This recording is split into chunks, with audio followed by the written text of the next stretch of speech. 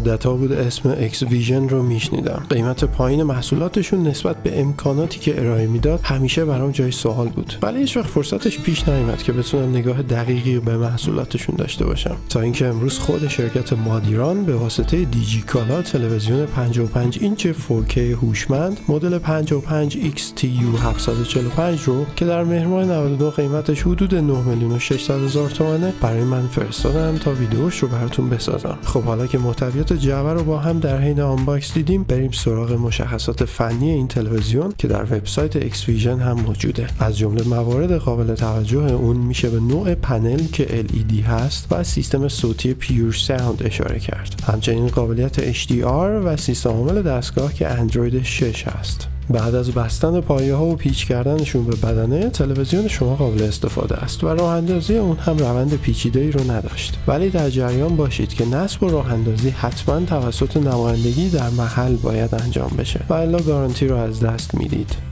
در بخش پشتی تلویزیون شما 3 ورودی HDMI هست و 2 تا هم ورودی USB 2 که قابلیت پشتیبانی از موس و کیبورد بیسیم رو هم داره. علاوه بر اینها ورودی کابل شبکه، پورت SPDIF، محل اتصال سیم آنتن، ورودی مینی AV و خروجی صدای 3.5 میلیمتری رو هم دارید. 5 تا کلید هم پشت دستگاه قرار دارن تا اگر کنترل در دسترس نبود بتونید یک سری فرامین پایه رو اجرا کنید. ضخامت اطراف قاب تلویزیون حدود 1 سانتی متره و همونطور که ملاحظه میکنید از جنس آلومینیوم هم ساخته شده، اما ضخامت کلی تلویزیون بدون در نظر گرفتن پایه ها حدود 6 سانت و نیمه. 2 کنترل به همراه این تلویزیون ارسال شده که کنترل کوچکتر تقریبا تمام فرامین بخش هوشمند رو اجرا میکنه، اما اگر شبکه‌های تلویزیونی رو هم نگاه میکنید حتما به کنترل بزرگتر نیاز خواهید داشت. صفحه نمایش این تلویزیون نیمه ماته و زاویه دید خوبی رو هم داره. علاوه بر اون زیاد گرم نمیشه، به طوری که دمای صفحه بعد از حدود 2 ساعت استفاده مداوم چیزی بین 34 تا 35 درجه سلسیوسه. از اونجایی که سیستم عامل این تلویزیون اندروید با اتصال دستگاه به اینترنت از طریق وای فای نرم افزار یوتیوب رو روی اون نصب کردم. یکی از معضلات تلویزیون‌های هوشمند تایپ کردن با اونهاست که به لطف وجود این گزینه در کیبورد مجازی و اسکن بارکد به وسیله گوشی در صورتی که تلویزیون و تلفن شما به یک شبکه وای فای متصل باشد و VPN هم فعال نداشته باشید، میتونید هم موس هم کیبورد و هم ریموت تلویزیون رو روی گوشیتون از طریق یک اینترفیس تحت وب داشته باشید و اون رو کنترل کنید.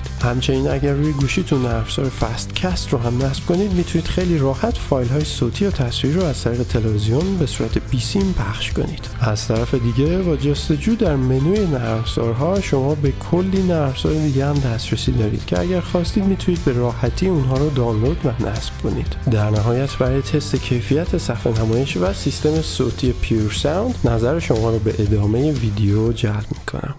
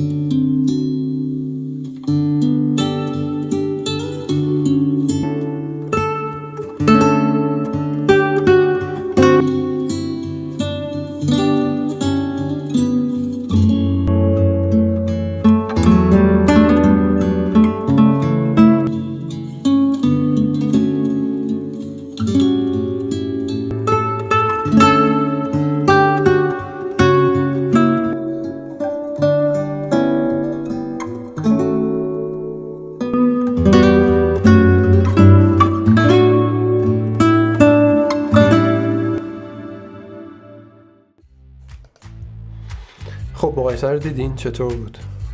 من از یک تلویزیون سامسونگ 50 اینچ 4K هوشمند استفاده کردم. درسته که 5 اینچ کوچکتر از اکس ویژن هست، ولی از لحاظ رده‌ای تقریبا تو یک رده قرار میگیرن با هم دیگه. نمیگم دقیقاً چون یه سری تفاوت‌ها با هم دیگه دارن، ولی تنها چیزی بود که دم دست من بود و از دوستم قرض کردم برای این ویدیو که بتونم به شما بهتر کمک بکنم توی تصمیم گیری.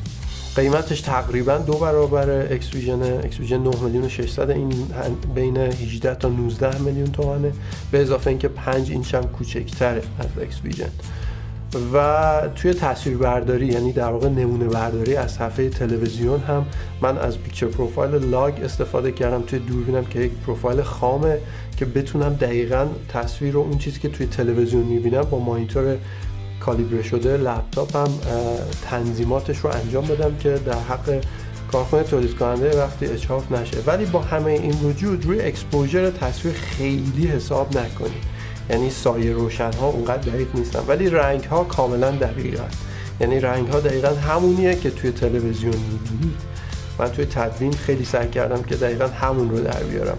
یه چیزی که برام عجیب بود این بود که اکس ویژن رنگ آبی رو بنفش نشون میداد. برای این مورد از صفحه سیستم عامل مک یه اسکرین شات گرفتم که با لنز ماکرو تهیه شده، شما الان دارید میبینید. رو آیکون اپ استور توی اکس ویژن هر 3 تا پیکسل های آبی، قرمز و سبز اکتیون تو رنگ آبی، برای همین باعث میشه رنگ به بنفشی بزنه. ولی توی سامسونگ اینطوری نیست، فقط پیکسل های آبی و سبز فعالن که یه رنگ آبی کم رنگی رو دارید ملاحظه میکنید توی تصویر. خیلی سعی کردم پیکچر پروفایل تلویزیون رو دستکاری بکنم تو حالت منوال که بتونم بهترین و طلایی ترین خروجی رنگ رو ازش بگیرم، ولی موفق نشدم. همون پیکچر پروفایل استانداردی که خود کارخونه مادیران روی تلویزیون اکس ویژن قرار داده بهترین پیکچر پروفایله که شما طبیعی ترین حالت ممکنه رو از این تلویزیون میتونید داشته باشید اگر که براتون مهمه. رنگ‌ها کلاً یه چیز سلیقه‌ای هستن. ممکنه من خوشم بیاد که رنگ مثلا کاملا طبیعی باشه، یه نفر دیگه خوشش بیاد رنگ اوور سچوریتد ببینه. اینا چیزای سلیقه‌ای هستن. برای همینم من این ویدیو رو تهیه کردم که شما بتونید بهتر تصمیم بگیرید توی خریدتون. و همین در نظر داشته باشید که اگر شما میخواید یک تلویزیون 55 اینچ 4K هوشمند داشته باشید با کمترین قیمت ممکن، خب این انتخابیه که پیش روی شماست. تصویرش هم بسیار شارپ و خوبه، فقط رنگاش دقیق نیستن. چیزی که به نظر من رسید در مورد تلویزیون همین بود. مرسی که ویدیوهای من میبینید، امیدوارم براتون مفید بوده باشه و امیدوارم توی تصمیم گیری بهتون کمک بکنه. مثل همیشه اگر سوالی داشتید توی کامنت از من بپرسید. اگر ویدیو رو در صفحه اینستاگرام دیجیکالا مک مشاهده میکنید یادتون نره که آیدی من رو توی کامنت ها تگ بکنید که متوجه کامنتتون بشم. گرچه که سر میزنم خودم ویدیو رو چک میکنم و اینها، ولی یه مدت که از تاریخش میگذره دیگه نمیتونم هر چک بکنم. برای همین اگر سوالی مطرح بکنید ممکنه از قلم بیاد چون من دوست ندارم اینطور بشه. و همین، امیدوارم که مثل همیشه اوقات خوبی رو داشته باشین و مرسی که